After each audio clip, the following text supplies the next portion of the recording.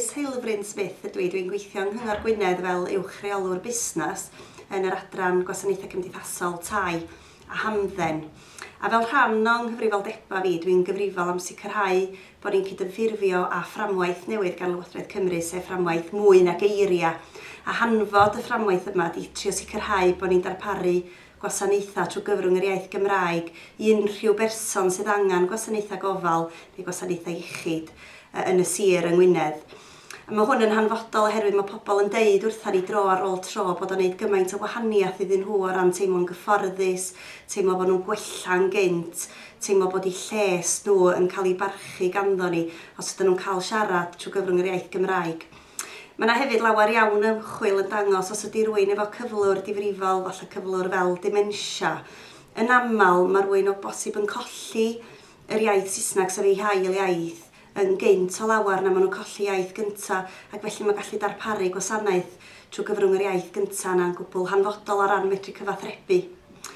Felly, da ni yma yng Ngwynedd, da ni'n gyngor sydd efo polisi iaith Gymraeg lle mae'n holl weinyddiaeth mewnol ni trwy gyfrwng y Gymraeg. Mae hwnna'n gyfle i bobl ennyn hyder, gallu dal i ddatblygu i sgiliau iaith ac hefyd i bobl sydd yn siarad ac yn ysgrifennu Cymraeg fel yr iaith gyntaf, y cyfle i weithio yn yr iaith gyntaf honno. A swn i'n annog unrhyw berson ifanc sydd â diddordeb mewn gweithio yn y maes gofal, gwasanaethau cymdeithasol neu iechyd, i fod yn frwdfrydig ac yn falch iawn ei sgiliau iaith. Ond hefyd, os ydyn nhw'n teimlo bod nhw eisiau rhywfaint anogaeth, mae yna gyrsiau da ni'n ei darparu ar ymwybyddiaeth iaith, cyrsiau sy'n helpu pobl falle i gael chydig o hyder. Weithiau mae o'n bwysig siarad hefo rhywun mewn chydig eiri ar gychwyn sgwrs, jyst i wneud i rywun deimlo'n gyfforddus hyd yn oed os oes rhaid troi'r Saesneg ar gyfer ambell i derm technegol a ballu wedyn, ac mae yna gyrsiau helpu hynny. Mae gennym ni hefyd gyrsiau helpu efo pethau fel gloywi iaith, felly rywun sydd ddim yn gwbl hyderus hefo iaith ysgrifenedig, mae gennym ni le i fod yn cefnogi yn y maes yna.